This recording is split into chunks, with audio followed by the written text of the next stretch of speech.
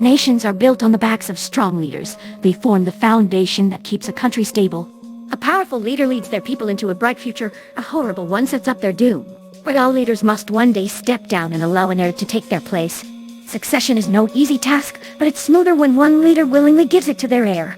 And one princess will do that for the new world's future. Setting up visible feed now, can you see me? Loud and clear. Good to finally meet the princess whose face is spattered on every image in the wasteland. Well, my ponies are a little zealous for me, maybe a bit too much. I'll say. It's an honor to finally meet the president of the new Canterlot Republic, Miss Godina. Pleasure is all mine, princess. Please, call me Tanya or royalty isn't who I am anymore.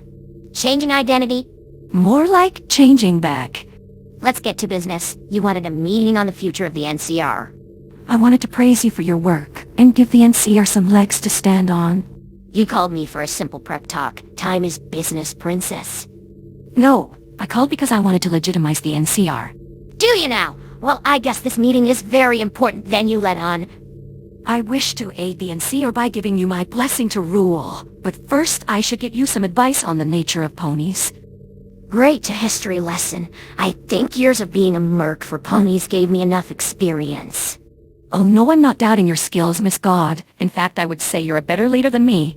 Well, that's surprising to hear.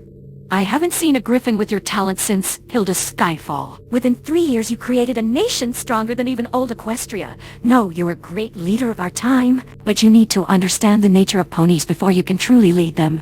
And that nature is?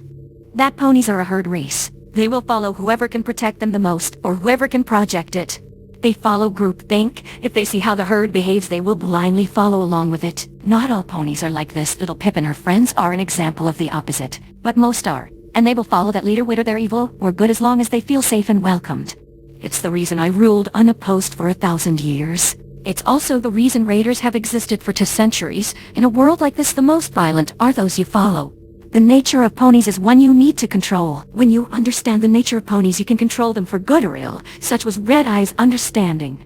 So you're telling me I need to position myself not just as a leader, but as the sworn protector of every pony who will follow me. Think about this. Why do you think I use the phrase my little ponies? I'm giving off the idea that they are all my children and I will protect them.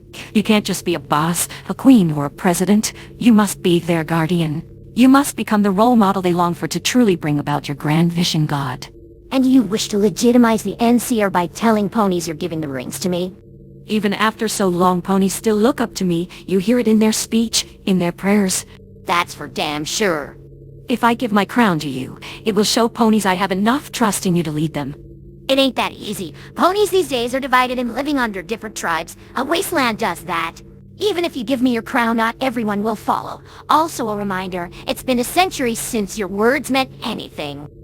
I know some will ignore my wishes, as no ruler's words are absolute. But you are the best chance they have of a future. You are a leader born of the wasteland. You know these ponies better than I do. But me and Pip will aid you in any way we can. Well, it's a deal that's too good to pass up. It could lead to more towns joining the NCR. How does the kid feel about all of this, though? Split, but I explained to her that as the world changes, you have to move on. She wasn't happy, but she accepted it. So I'm supposed to become the next role model of what Equestria should be. Anywhere I should start. For an age like this, I'd say a more rough show of protection is in order. I have information on a massive slaver operation up north. Maybe the NCR could go, and I don't know, discipline them. That's very helpful, Princess. The Republic will take this tip as a showing of good faith between the old government and the new. I'll tell the slavers that Celestia herself sends her regards. I wouldn't expect any less from a hardened warrior like yourself. As for how I will break the news of your crowning, after you deal with the slavers, I will take over every broadcast in the wasteland, and proudly announce the NCR as the true successors of Equestria. You will have glory for destroying the scorn of the wasteland, and the recognition of Equestria's most beloved ruler at the same time. Is that not a good deal? I gotta say, Princess didn't expect you to be so underwinged. Now I see why Equestria had 1,000 years of peace. You don't come off as an idealist. You know your way around people. I expect people to be greedy, but you know how to scheme for an honest cause. To do right in the world, you must be able to plan ahead and know when to strike. You know your stuff, but I have a question for you.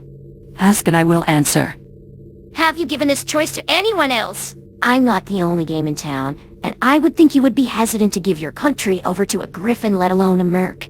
You're the only game in town that's competent. Every pony else is a petty town tribe, or warlord who hasn't done much into centuries. Legitimizing the NCR is a good deal, but I need something else. Oh, really? I want you and the kid to be our eyes and ears around Equestria, reporting on threats or opportunities for us. You want us to be your spies? In a way, yes. With the towers under your control, I would be an idiot not to use them. Ooh. Of course, such an higher deal requires a higher trade-off. So how's about this?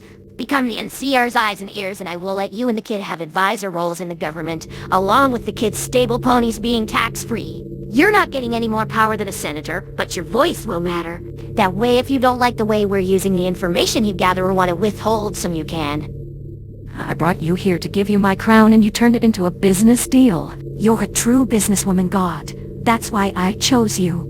I accept under the terms the information and your legitimization isn't used to bully ponies into following you. I want you to regrow the country, not conquer it. Agreed. I think this is going to be a beneficial partnership. I look forward to working with you to build a better Equestria, Miss Tanya. As do I, Miss Godina. Let's help the NCR's future be a very long and bright one. To the future.